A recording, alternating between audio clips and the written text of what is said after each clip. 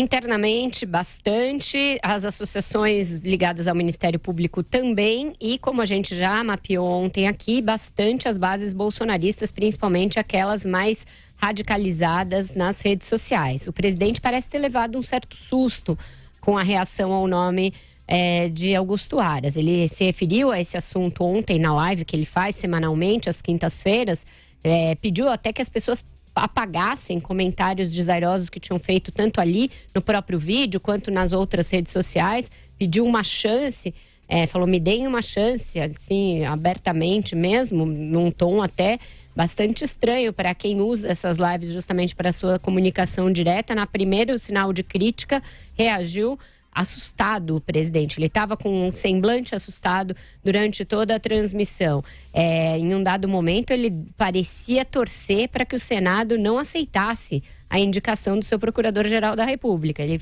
fez aquele jeito com a mão dele assim, eu indiquei, agora está lá no Senado. Se não aprovarem, eu indico outro. Quem diz, olha, pessoal, pode ser que não seja ele, quase torcendo. O fato é que eu acho que ele não esperava uma reação tão negativa quanto foi. Negativa muito em parte pela pesquisa que o pessoal fez no histórico do Augusto Aras e, em outra medida, pelo que ele pode indicar no entendimento aí de procuradores e de apoiadores do presidente, de entraves à Lava Jato. Bolsonaro voltou a repetir em diferentes ocasiões aquela formulação que ele já disse algumas vezes, que ele mesmo já foi alvo de perseguição por parte do Ministério Público e que, portanto, ele sabe que isso pode acontecer sim e que tem de haver cuidado, mas ele procurou justificar a escolha de Aras principalmente com base em questões econômicas. Diz que ele não é um xiita ambiental, que ele vai ter ali um olhar para o desenvolvimento econômico do país nas questões, ao analisar as questões ambientais, e que é preciso dar um voto de confiança ao novo procurador. Eu acho que realmente as reações foram muito exacerbadas, não dá para saber, não é um perfil tão conhecido para que as pessoas tenham uma convicção tão formada, mas não deixa de ser engraçado perceber que é o primeiro sinal de uma crítica vinda daqueles setores que lhes são mais caros, né, os seus militantes mais fiéis da internet, o presidente não esteja preparado, não tenha jogo de cintura para lidar com elas. Por parte dos parlamentares bolsonaristas, já funcionou a tentativa de fazer com que haja essa nova chance a Aras. Parlamentares que antes eram muito críticos a esse nome, já reagiram de uma maneira mais domada. A deputada Carla Zambelli, que chegou a dizer que seria um absurdo se ele fosse nomeado, agora fala em dar uma chance. A mesma coisa a deputada Bia Kicis e outros da base do presidente da República. O Vitor, vamos ver agora, pelo que eu apurei, a tendência é Aras dar uma submergida, ficar recolhido até a sabatina, que ainda não tem data para acontecer, para evitar justamente ficar muito na artilharia, alvo de críticas. Ele vai dar uma submergida até ir à sabatina do Senado. Fala, Josias.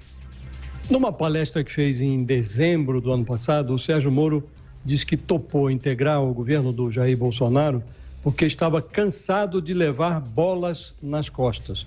De duas, uma. Ou o ex-juiz da Lava Jato está arrumando as gavetas, ou esse personagem que está sentado na cadeira de ministro da Justiça é um sósia do Sérgio Moro.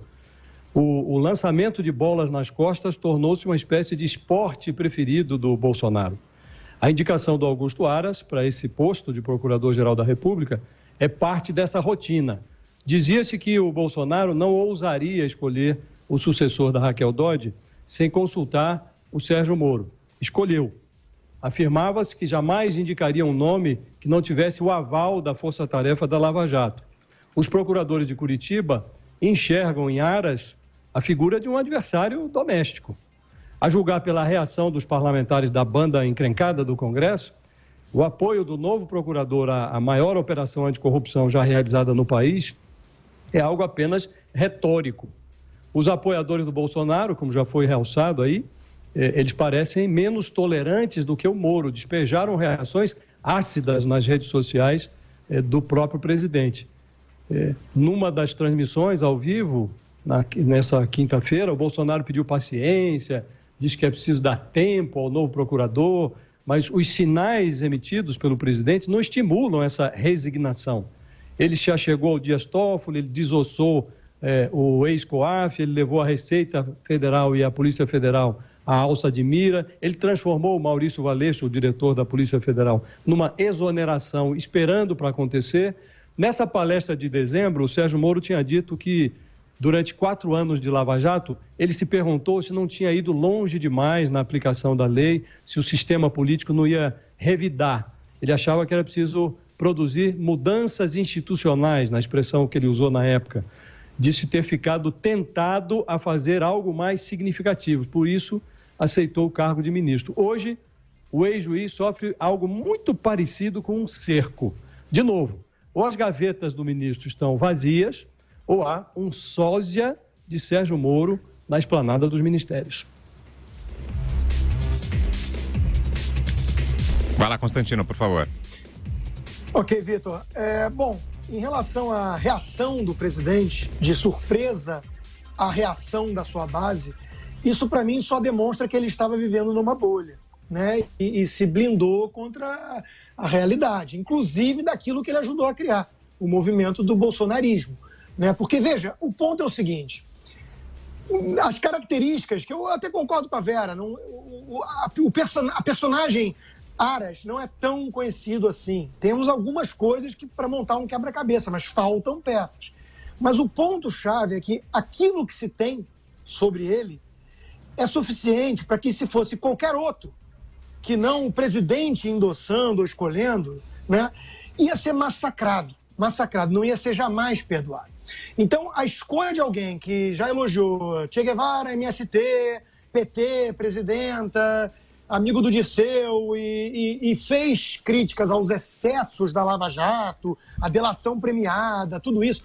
Qualquer outra pessoa que adotasse esse tipo de narrativa ou tivesse esse tipo de histórico ia ser demonizada por essa mesma militância como inimigo da nação, da Lava Jato, do combate à corrupção e tudo mais. Então, o exercício incrível que eu estou vendo hoje já, um dia depois, de muitos que já estão tentando passar pano, dar um tweet escarpado e falar, não, veja bem, afinal de contas ele disse isso lá atrás, não, temos que esperar. É uma coisa até surpreendente. Isso, para mim, é surpreendente, não a reação inicial. A reação inicial é mais espontânea e, por mim, esperada.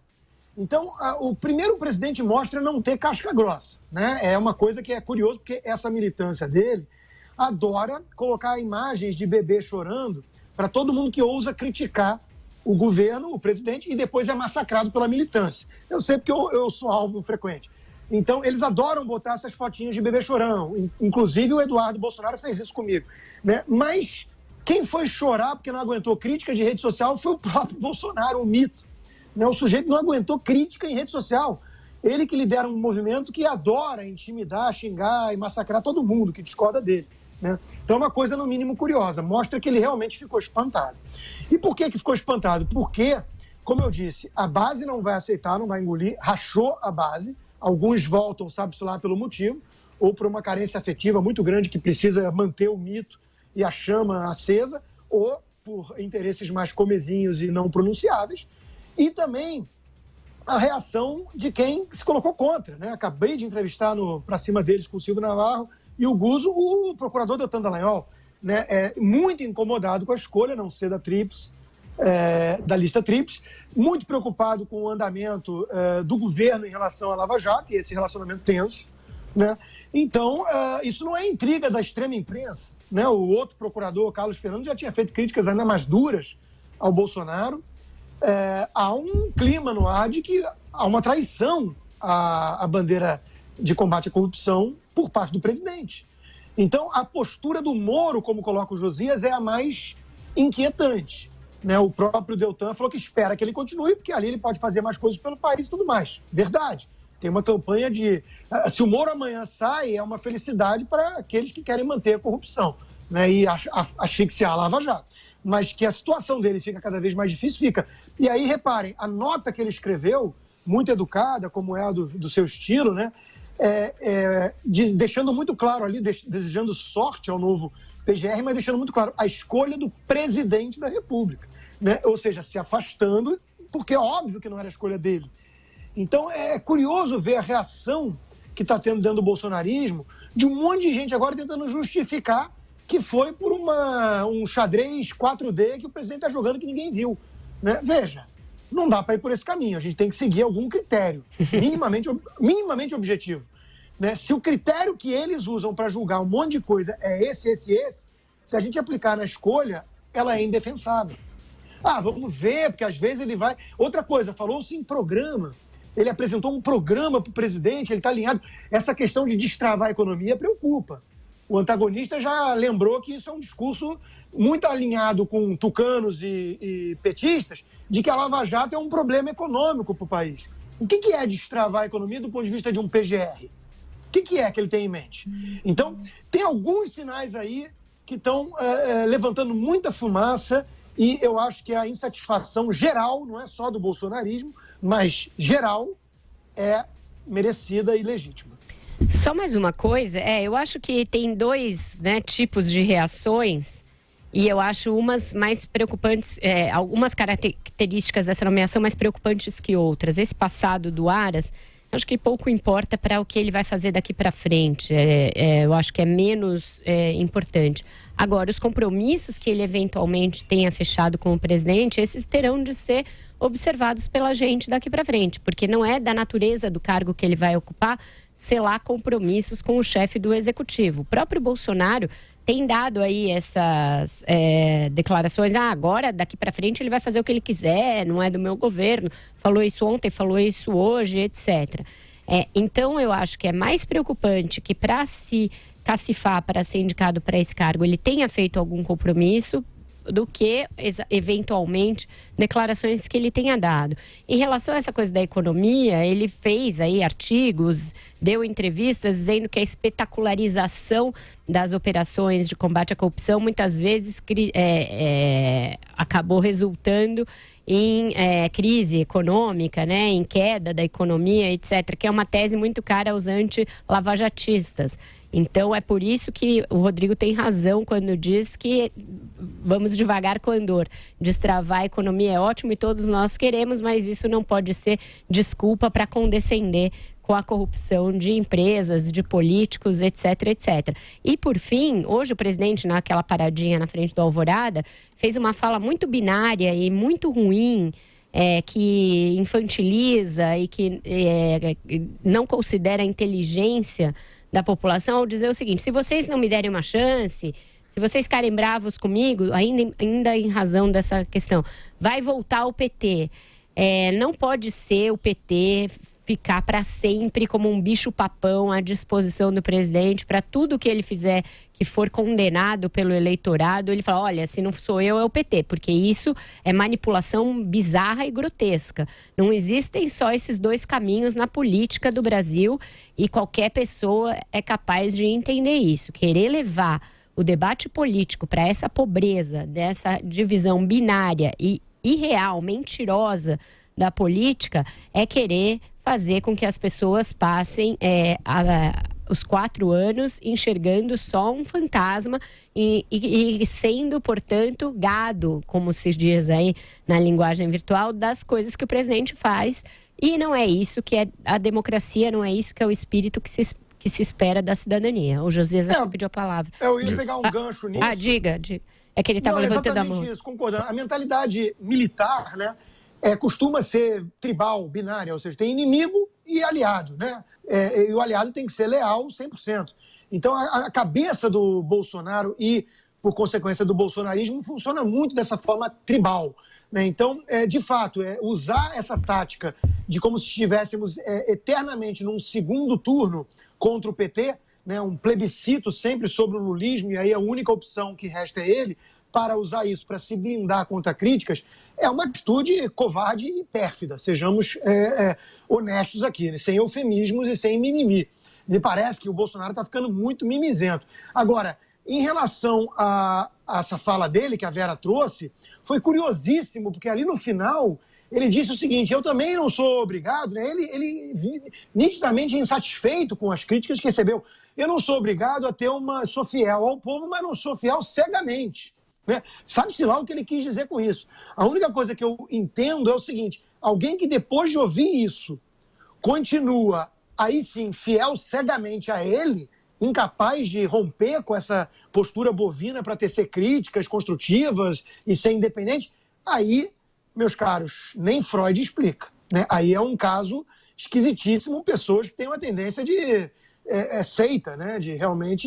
Precisa de guru, de mito, endeusar políticos, que é uma coisa muito perigosa. Transportar a linguagem religiosa para dentro da política é algo incompatível com tudo aquilo que o conservadorismo sempre pregou. O conservadorismo prega ceticismo com poderosos e com políticos, prudência, cautela, não prega messias, culto à personalidade, endeusamento de político. Isso não tem nada a ver com o conservadorismo.